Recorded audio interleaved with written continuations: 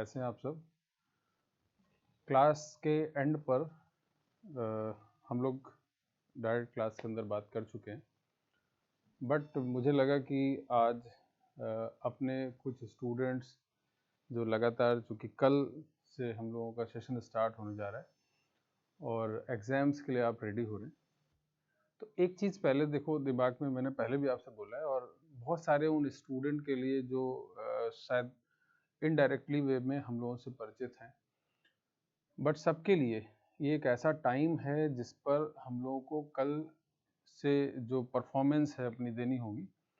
और देखो एक चीज़ मैं आप सबसे बात पर कई बार बोल चुका हूँ कि हमें अपना काम करना है, एग्ज़ाम लेने वालों को अपना काम करना है और रिज़ल्ट वाला जो काम है वो कोई तीसरा आदमी करेगा।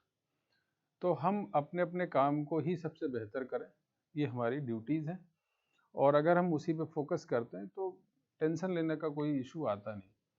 बट मेरा बोलना अलग बात है और चूँकि आपको परफॉर्म करना होता है, आपको फेस करना होता है, तो बातें करना हमारा काम हो सकता है, बट आपको फेस करना होता है, तो हम लोग अपने एक्सपीरियंस के बेसिस पे आपको कुछ बता देते हैं। पहली चीज़ तो कल जो पेपर होने जा रहा है, आप बिल्कुल रिलैक्स मोड में रहें। कॉन्फिडेंस का होना बहुत ज़रूरी है। ओवर कॉन्फिडेंस नहीं, बट कॉन्फिडेंस रखना है अपने आप में। और ये कॉन्फिडेंस किस तरह का है? देखो एक चीज़ आप समझ लो, जो चीज़ हमारे बस में नहीं है, हम उसको लेकर बहुत ज़्यादा टेंशन में रहें, इसका कोई लॉजिक नहीं मुझे समझ में आता। हमारे बस में क्या है, हमारे कंट्रोल में क्या है, तो वो पूरे साल स्टडी रहा है और इस टाइम पर आपके लिए कंट्रोल में है कि आप पेपर को बेहतर दें, पेपर को बिना किसी टेंशन के दें। क्योंकि ये बड़ा इशू होता है, क्योंकि जब आप पेपर में जाते हैं तो मोस्ट ऑफ द स्टूडेंट के साथ समस्या ये है कि वो अपना कॉन्फिडेंस लूज़ करते हैं। तो उसको लेकर ज़रूर रिलैक्स रहिए। और मैं हर बार मजाक में बोलता हूँ कि जिस तरह से आप 12th पेपर में 12th पे प्री बोर्ड्स देते हैं स्कूल में, तो प्री बोर्ड की तरह ये भी एक प्री मेंस का एग्ज़ाम है। एंजॉय करें, बहुत कुछ सीखने की कोशिश करेंगे इससे और फिर एक नया पेपर भी आपका इंतज़ार करेगा 1 महीने बाद। तो ऐसा कुछ बहुत डरने जैसी बात नहीं है, बट ज़रूर सीखने की बात है। इसको हम लोग अगर पॉजिटिव मोड में लेंगे तो बहुत सारी चीज़ें आपको सीखने को मिलेंगी। तो मैं 1-2 बातें आपको ज़रूर छोटे-मोटे बता देता हूँ, जहाँ पर हो सकता है आपसे कमियाँ हों। क्लास के अंदर ऑलरेडी मैं बताता रहता हूँ, बट वो ऐसे स्टूडेंट हैं जो हमसे कहीं न कहीं इनडायरेक्टली कनेक्ट होते हैं, तो उनके लिए भी ये ज़रूरी है कि वो ये बातें ज़रूर सुनें। पहली एक इम्पॉर्टेंट बात, मैं कुछ डिटेल आपको दे दूँ। हम लोगों की एक आदत जो होती है कि पेपर के अंदर 100% पेपर पेपर को पेपर कवर करना अलग बात है, बट 100% हम नंबर ले आएँ इस माइंडसेट से बैठना गलत बात है। हमको 100% नंबर नहीं लाने, हमको कॉम्पिटिशन दे रहे हैं हम, तो हम बेस्ट करना चाहते हैं, अपना बेस्ट परफॉर्मेंस कैसे देंगे, तो उस पे काम करना है।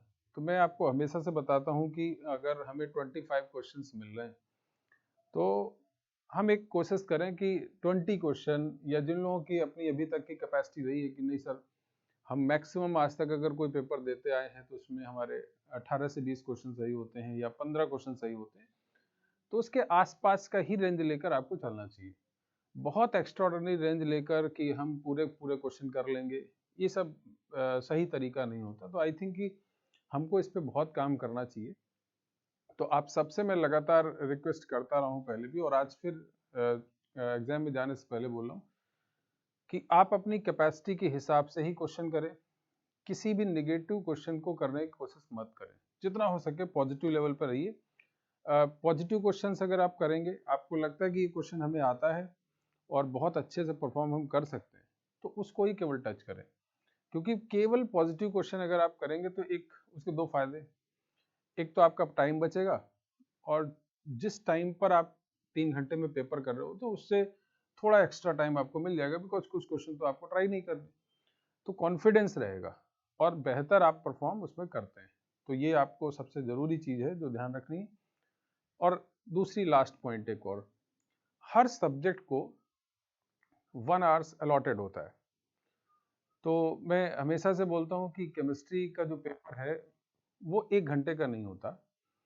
हम उस 1 घंटे के पेपर को 40 मिनट्स, 45 मिनट्स में कवर करने की कोशिश करते हैं।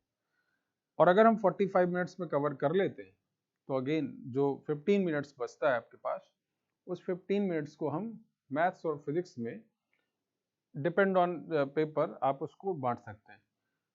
तो ये बड़ा काम आप कर सकते हैं। लेकिन इसमें कई बार स्टूडेंट एक गलती करते हैं कि फिजिक्स और मैथ्स जैसे सब्जेक्ट का अलॉटेड जो 1 आवर्स है, अलॉटेड जो 1 घंटे का टाइम है, वो कई बार आप नहीं देते हैं। तो वो काम आपको नहीं करना है। दोनों सब्जेक्ट का जो 1 घंटे अलॉटेड टाइम है, वो उसको ज़रूर मिलना चाहिए, तभी आप उस सब्जेक्ट के साथ जस्टिस कर पाएँगे और ओवरऑल परफॉर्मेंस भी आपकी तभी सही होती है। तो कभी ऐसा कई बार आप गलती क्या करते हो कि मान लीजिए मैथ्स स्टार्ट किया आपने, क्वेश्चन आ रहे हैं और सॉल्व होते जा रहे हैं, तो आप 1 घंटे से ज़्यादा क्रॉस चले गए, आप हो सकता है 1 घंटे 20 मिनट उसी में लगा देते हैं। तो ये गलत होगा। क्यों होगा? क्योंकि हो सकता है आपको क्वेश्चन आ रहे हो उस सब्जेक्ट के, लेकिन आप बाकी से कंप्रोमाइज़ कर रहे हैं, तो दूसरा सब्जेक्ट आपका बेकार होगा। फिर आप आधे घंटे में जाके किसी एक सब्जेक्ट को अगर डील करोगे, तो ऑब्वियसली उसमें आपका कॉन्फिडेंस उतना अच्छा नहीं रहता। तो इस बड़ी इंपॉर्टेंट बात को ध्यान रखिएगा कि आप जब पेपर देने जाएँ, तो हर सब्जेक्ट का अपना जो अलॉटेड 1 आवर्स है, उसको ज़रूर दें। और केमिस्ट्री में ये काम आप कर सकते हैं कि उसको 15 मिनट या 20 मिनट्स आप उसको बचा सकते हैं और वो मैथ्स या फिजिक्स में किसी एक जगह अप्लाई कर सकते हैं। ठीक है? तो बच्चों, अब बात करने का ज़्यादा टाइम नहीं है। मेरे आप सब इस वीडियो से भी बहुत कुछ सीखेंगे और फुल कॉन्फिडेंस में रहो। मैं बार-बार बोल रहा हूँ, बिल्कुल स्ट्रेस अपना कम कर दो। जो आपने पढ़ा है, उस पे कॉन्फिडेंस रखो और कुछ नया मत करने की कोशिश करना है। आपने जो पढ़ लिया है, वो मोर देन सफिशिएंट है। उसी से एग्ज़ाम को आप क्रैक करने की कोशिश करिए, रिज़ल्ट आपका बेहतर हो जाएगा। तो मैं इसी शुभकामनाओं के साथ आपसे हम लोग फ्री होते हैं और कल आप जब पेपर दें, तो मेरी बेस्ट विशेज़ हैं कि आप बहुत अच्छा परफ़ॉर्म करें और फिर रिज़ल्ट वालों को अपना काम करने दीजिए। ठीक है? Thank you.